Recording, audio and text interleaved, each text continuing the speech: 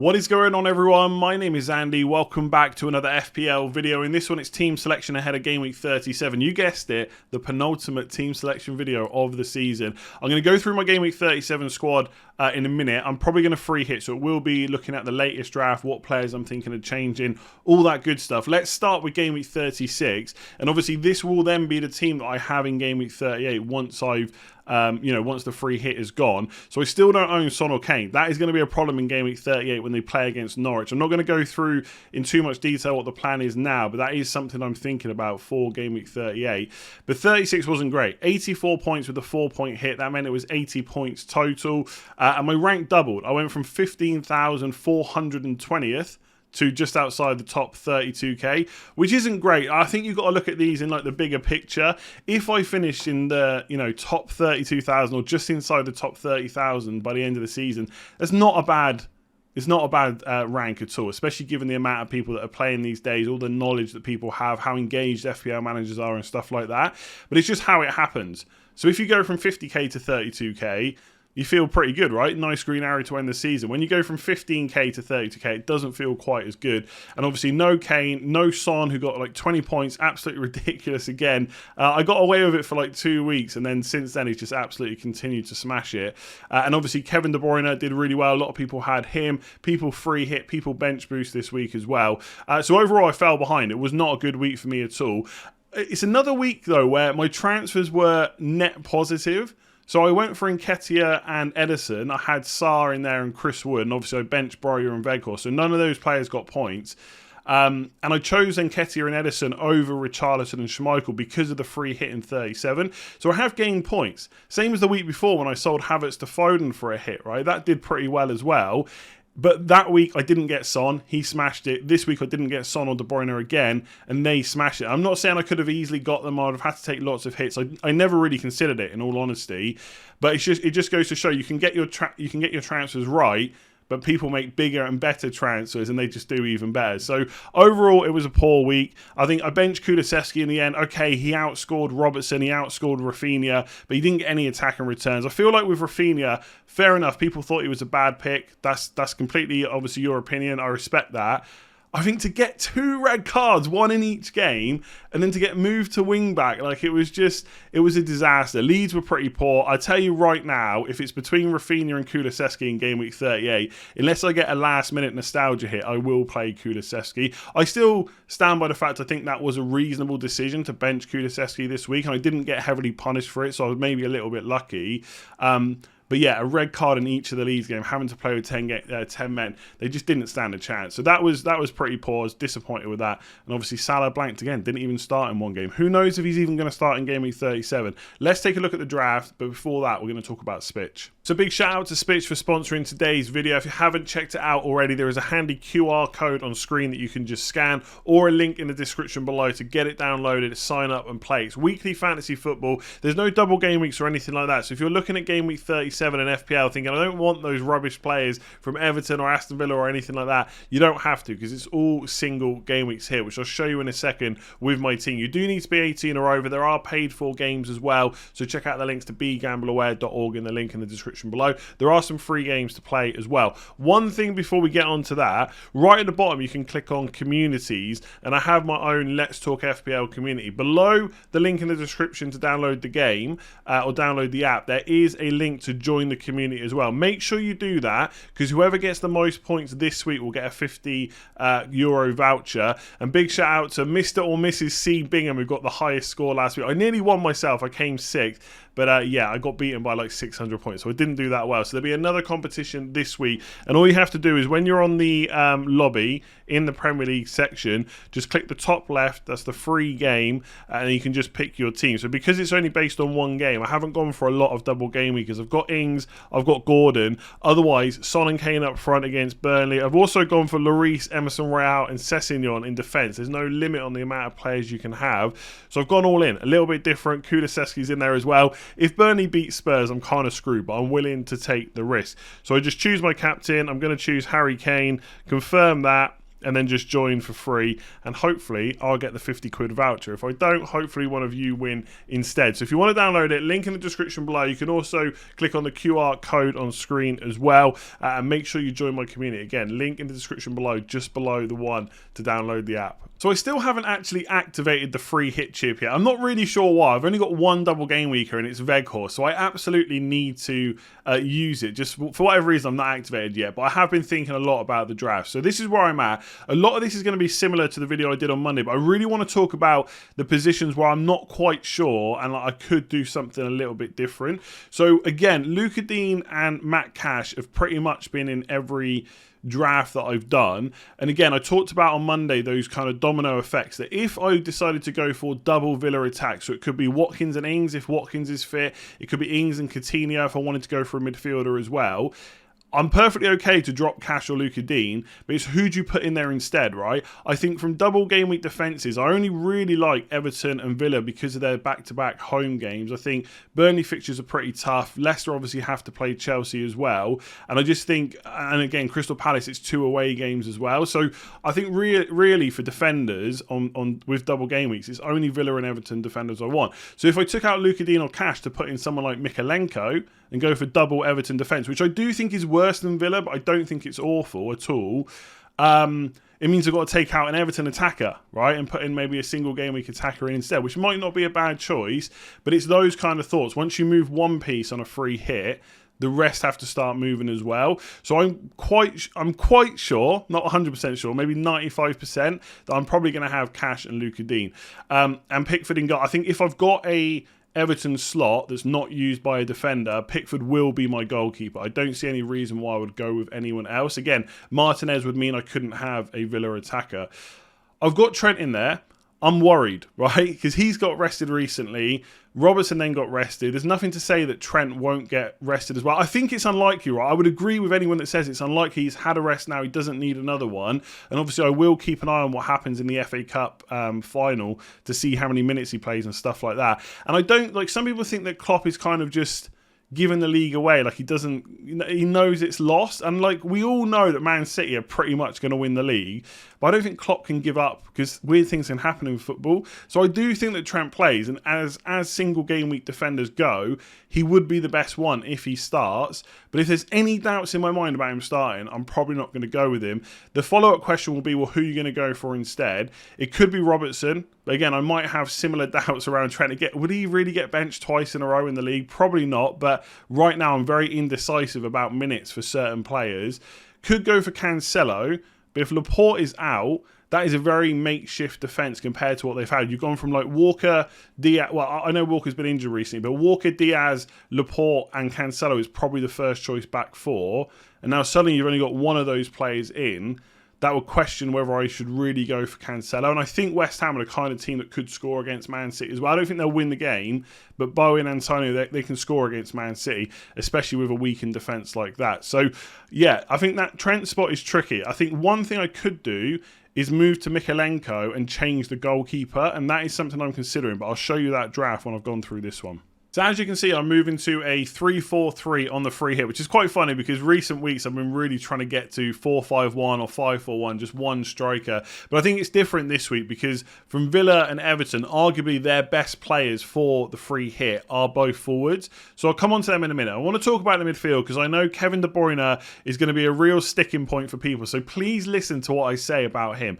He is a really, really good option. The only question in my mind, has that 4 goals changed my opinion about how good of an option he is? Now, I did have him in my draft on Monday, and I'm going to talk about how he could go back in a 5-man midfield when I talk about the strikers, okay? Because there's another important point there. But I could fit him in here if I wanted to. I could drop Salah or I could drop Son. But the only question is, do I think he's now a better option than them because of those 4 goals, right? And yes, his minutes are pretty good right now, and Salah, there maybe is a slight doubt. And by the way, if there's any indication that Salah is not going to start that Southampton game, I won't go for him. But I think if he does, there's every chance that he can outscore De Bruyne. I don't really tend to pick players based on form. Sometimes there might be some decisions where subconsciously that I do think, well, they are looking pretty good right now. Take Danny Ings, for example. But in this case, I just don't think that Salah has forgotten how to score goals at all, and weird things just happen in football sometimes.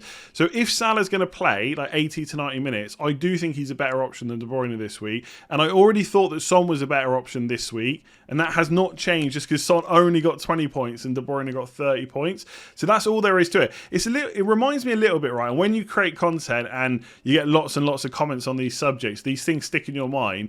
It feels a little bit like Coutinho versus Rafinha in Game Week 28. Coutinho absolutely smashed it in Game Week 28, and everyone was like, he wants it more, he just looks like he's happy, he's in really good form, all this stuff, and Rafinha didn't want it, he didn't want to be at the club. Well, Coutinho still doesn't have a return since Game Week 28, and Rafinha got 3 in the next 3 games that he played. Now, he's been pretty poor since, and I'm not saying Kevin De Bruyne is going to start blanking, but it just comes back to that point that you can have a mega haul, and it doesn't necessarily continue. So again, I think Kevin De Bruyne is a really, really, really good option for this week and for Game Week 38.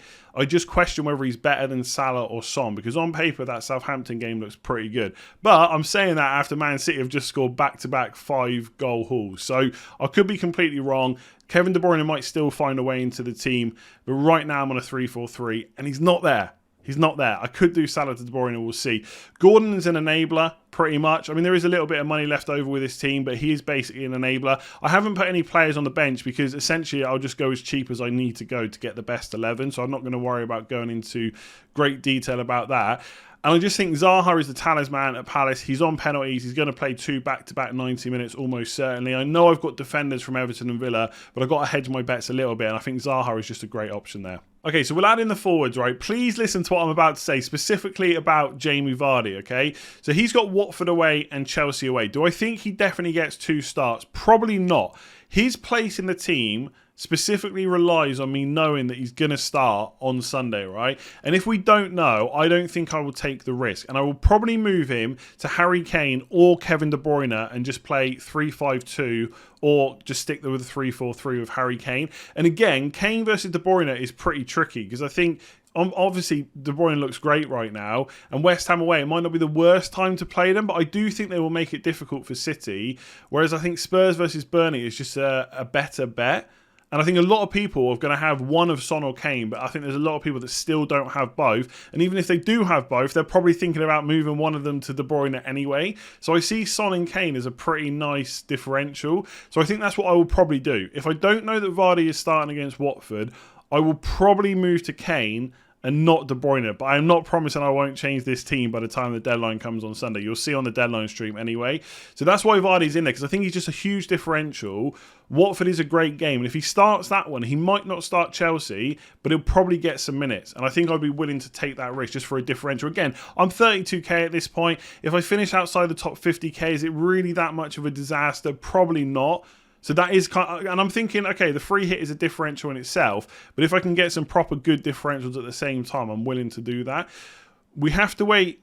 This is going to go live on Friday. The Aston Villa press conference might have happened by the time it does go live. But as of right now, I don't know if Watkins is fit. And if there's any doubt around him, then I do want to go for Danny Ings. If Watkins is fit, I know what people are saying, that Ings is then a better option. But his minutes would then concern me a little bit. And again, I could move him to someone in midfield instead if I wanted to. But right now, I like him and Vardy as big differentials. And Ings, when he's on the pitch, is on penalties, or he should be on penalties as well. I know Watkins took the last one, but Ings wasn't on the pitch at that time. And I just think Crystal Palace at home, Burnley at home, is the kind of fixtures you want in a double game week. Crystal Palace are not going to just roll over, and it will be a difficult game. But I think Villa, we've seen them do pretty well against Liverpool recently, right? They did well against Spurs. I know they lost 4-0, but that first half, they were very good. So I really kind of want to back a Villa attacker. If Watkins is fit, there is a chance that I just default to him because I know he'll start twice. But I kind of want to try and go a bit different if I can. But my only worry, if I'm honest, is I'm already ditching quite a few good single game week players. So I still won't have De Bruyne. I'm ditching Foden, ditching like the likes of Lonzo, Reece James, Robertson. So to do all that and then also take a bit of a risk on minutes, I'm not sure if I want to do that. That's why there's question marks over Ings and Vardy.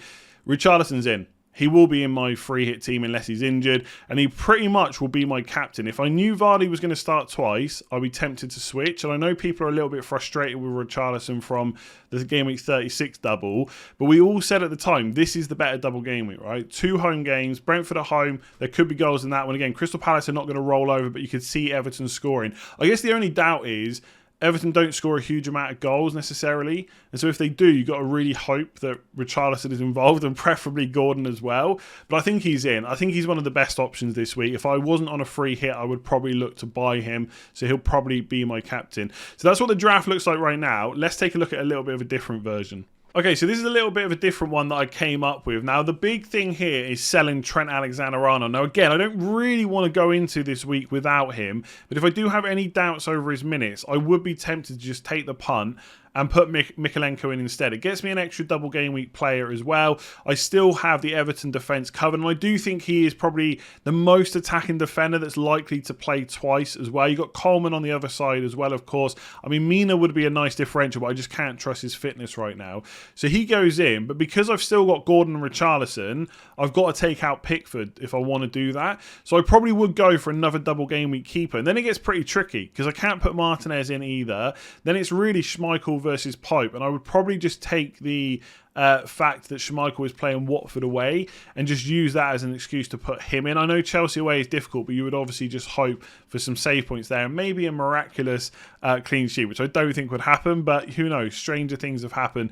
The only other real choice there would then be to put like a single game week player in. I think Guaita missing out last week, I just don't know if I would trust Crystal Palace defence or to put in the Crystal Palace goalkeeper. So I'd probably just go for Schmeichel. And because of that drop from Trent to Mykolenko, it's a lot of money freed up. So you can actually fit in 4 premium players: Salah, De Bruyne, Son and Vardy. And I think, again, if I wanted to, I could go from Vardy to Harry Kane as well. It's because you've got no big hitting defenders, no Chelsea, no City, no Liverpool, and you've also still got Gordon in midfield. But you do have 4 heavy hitters: Salah, De Bruyne, Son and Vardy, or Vardy could be Kane instead. The only thing is, you've got to drop Zaha to do that. And you could drop one of the other forwards, Richarlison or Ings, to put Zaha in, but I don't think that's worth it. So then, and you can't afford, or at least I can't afford, to do Gordon up to Zaha. So that is my only real concern. Again, I know how good De Bruyne and Son, etc. have been recently, but is it really worth having them over a double game week? And I know people always say, you know, you're only considering them because they've got a double game week. Of course, in the same way that I always consider a player for captain against Norwich and not against Man City, right? You want the most points. So I don't think I would feel right not having Zaha. The thing is, if I do De Bruyne to Zaha in this draft, there's about 6 million quid left over, right? And I don't think there's really anywhere to spend it unless I go back up to Trent. So it might be a week where I just don't spend all the money. We'll have to wait and see. That is the different draft. Mykolenko instead of Trent, which then obviously that domino effect means I've got to change the goalkeeper. Let me know what you think between these 2 drafts. You prefer this one or the other one? Can I really go without De Bruyne? Ask yourself this question. If you were free hitting this week, would you really drop Salah for De Bruyne? Be honest. Let me know below. If you enjoyed that video, give it a like, hit that subscribe button. I will have more videos before the deadline, maybe later today, maybe on Saturday. We'll see what they consist of. Let me know below if you've got anything particular you want to see. Otherwise, I'll catch you again soon.